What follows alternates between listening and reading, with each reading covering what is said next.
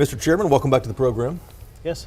Party leaders have been threatening to censure 10 elected Republicans and kick them off the ballot for not being conservative enough. This was what was up, ahead of the SREC the other day. In the end, though, only 5 people were censured. Right. No one got kicked off the ballot. It all seemed to kind of fizzle. Is this how you expected it to play out? Not really. I mean, the Rule 44 allows the party to censure. It doesn't always mean someone is off the ballot. It could be someone will be censured and no penalty whatsoever. Right. It could be we don't like you, we're going to work against you or support your opponent. This 10 censures, I looked at it, to be honest with you, Jason, it wasn't strong enough for us to go to court, because obviously when you remove someone from the ballot, they're going to take you to court. They're going to fight you over it. Yeah. Right. So we looked at it and we said, all right, none of this will probably going to be out there. A judge will look at it and goes, yep, you're so bad, I think they have the right to remove you. So we just didn't think there was enough case on our side. But it ultimately came down to the 64 SREC members, and they made the decision. I really did not go out there and campaign for or against any of those. But you saw that the case didn't look strong enough to kick these guys off the ballot. Yeah, Rule 44, we want to preserve it. It's our freedom to associate with the people who we think are good conservative Republicans who we can have on our ballot, right? So if we don't see a huge reason to remove someone from the ballot, we don't want to use that. The Rule 44 must be preserved for a real issue that could happen in the next session or the session after. So we just wanted to have a good case to take it to a court. The White House was reportedly watching this live stream, and I'm told got directly involved. Is that one of the reasons that no one was kicked off the ballot? No, that's not the reason. There was not enough votes on that side. So White House, we work with the White House all the time. We talk to them all the time. We work with the governor's office and look. Yeah. It's not unusual for us to work with the White House. President Trump is the leader of our party. Sure. So, Did they call you though? We talk all the time, yes. We did talk about censures. They didn't have a specific request, but they wanted to know what everything is going. And President Trump endorsed 86 out of the 88 Republicans, and some of those Republicans who were censured was endorsed by him. So obviously he didn't want anybody kicked off the ballot who was endorsed by his administration. So we've had those conversations, but ultimately it came down to what the SREC wanted to do, and if we could fight this battle in court. And we just looked at it and said there was not enough substance to remove someone from the ballot. And that decision came down to the 64 members. How much did the White House play into this? I was told that they were on the phone, they called in to the meeting. Did they speak with you? I cannot talk about that because we went to an executive session. Right. So. But is that report true? Is that report true? That the White they House were involved in some of these conversations, yes. And it came down to not the White House, but it came down to whether you guys could defend this in court or not. Whether kicking someone off the ballot was right. I mean, we can always tell White House we're going to do what we're going to do, but we still have to go through the process, right? So at the end of the day, it came down to can we defend these cases in court, and the members didn't feel like they have enough to remove someone from the ballot. But many people were censured, not censured. The censure come from the county party. Right. They were all censured. The concurrence part of the Republican Party at the state level and the penalty is what we are tasked with, and we did penalize some of those members, yes. And one more question on the White House here. If the White House did not get involved here, do you think the SREC would still have tried to kick anyone off the ballot? I think the results will be exactly the same. I don't think so? Oh yeah, I don't think it made a difference. But White House having president's endorsement on some of these members, you look at it. That's part of the process, right? So yeah. What kind of reaction have you had since this meeting? Both. There's a lot of positive. There's a lot of negative. Some people are angry that we didn't remove people from the ballot. Some people are appreciative that we actually went through the process, took our time and deliberated and had a conversation. Because as anyone who watched the entire 8 hours of meeting can see that we had pro-censure people and anti-censure people on the SREC, and I can tell you almost all 64 members are pro-censure people. They just didn't think that specific member is supposed to get censured or removed from ballot. So the response has been mixed, and I think in the next cycle, the next convention, we're going to tighten up the Rule 44 a little bit more. To do what? To strengthen it a little bit more, where we can say the censors have to have these specific talking points, specific reasons that you're going to remove someone. Right now, it's kind of vague in many ways, which is one of the problems we would have if we get to the court. Yeah. And it needs to be a little bit more cleaned up so I can take them to court next time. At the end, though, if you zoom out, how many total votes do you think there were to kick someone off the ballot? There were. It was very different from one member to the other. Member. Like each, was it a third or so, or half? You need the three SREC members who wanted to do Yeah, this? you need 3/5. So there was some that didn't even get a concurrence, like didn't even go through the process because they looked at it and said, nope, we're not him or she, we're not even concurring with the resolution. But some of them got like 34, 35, which is pretty close. We only needed 39. So it depends on the member. It really wasn't about, I am pro, remove a ballot, I am anti. It was every single member looked at every single resolution individually. At each person.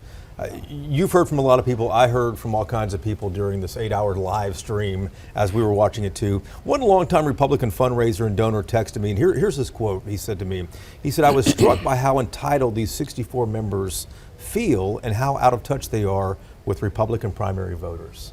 This is somebody who's not an official, but somebody who gathers millions and millions of dollars and has for a long time for the party. What's your reaction to that? Everyone has their opinion. The party works to represent the entire Republican caucus in the state of Texas, which is, we have a little over 8 million people.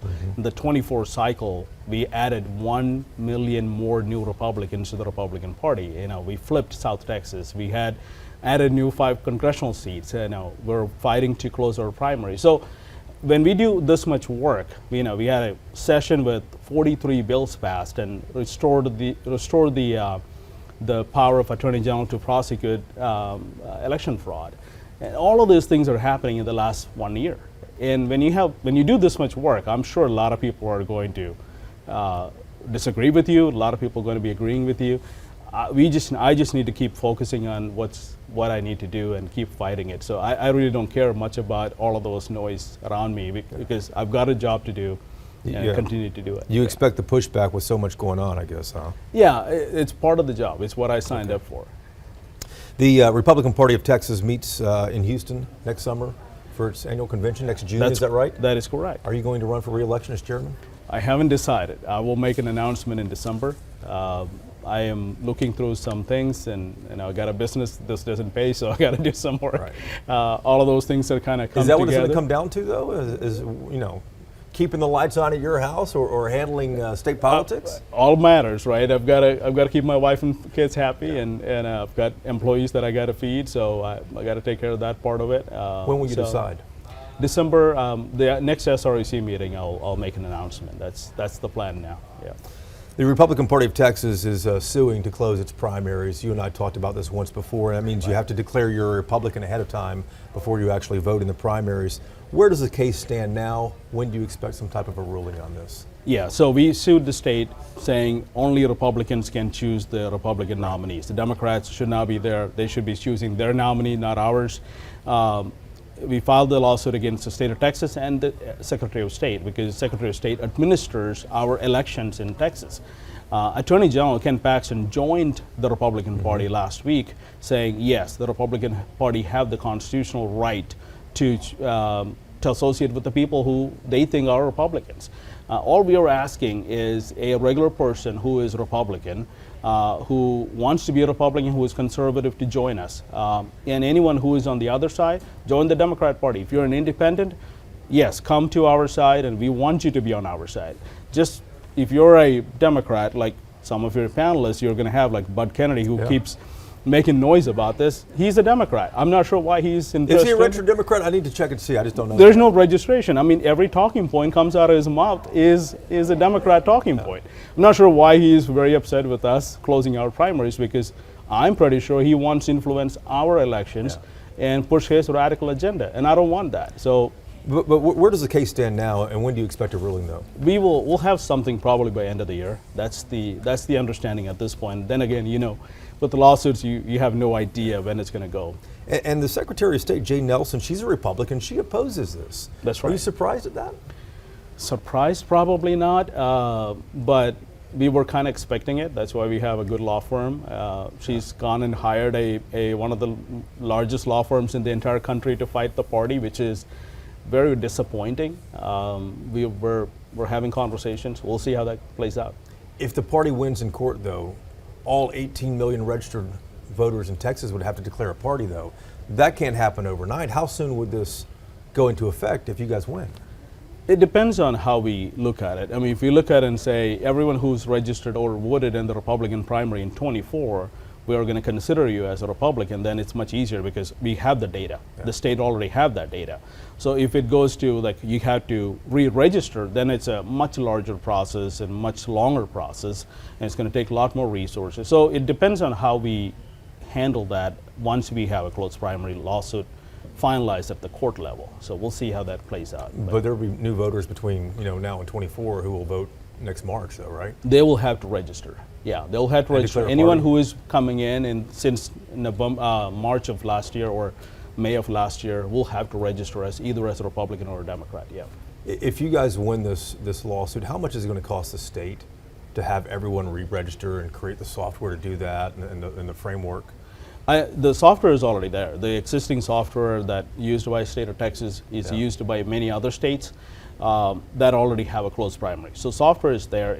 Most of the work has already been done. It's just a matter of if the court will allow us to have our First Amendment right to associate with the people who we think are Republicans. So I don't think it's going to cost the state a lot. I'm sure there's going to be some cost to it, but nothing that's going to take the state to a bankruptcy. I mean, we spend all kinds of money on all kinds of stuff all the time. And you expect a ruling on this, though, hopefully by the end of the year? End of the year is what we're looking for, yeah. And do you think you could roll this out for the March primary just based on the 24 They should be voters? able to. If we end up having to wait until 28, that is okay. It's a long fight. It's been a fight that we've been fighting for about a decade now. Y'all wanted this for a long time. Yes. So we've never filed a lawsuit. All the previous chairmen and legislators have worked together to figure out a way to do this without getting into a lawsuit. When I came on board, the convention asked me, okay, you got to go close the primaries. And I waited for the legislators to do it, worked with the legislators. There was about 4 or 5 bills that we liked and we supported. It didn't even get a committee hearing in a Republican chambers. So now my job is to go file a lawsuit against the state and say, I need my closed primaries. Well, I was going to ask you that. So there were several bills that were introduced, but never went anywhere. Six to close the primaries? I think so, yeah. And none of them got out of committee at all? No, didn't even get a hearing at the committee. Wow, okay. So, yeah. All right, Mr. Chairman, I appreciate the time. Absolutely. Thank you for having me.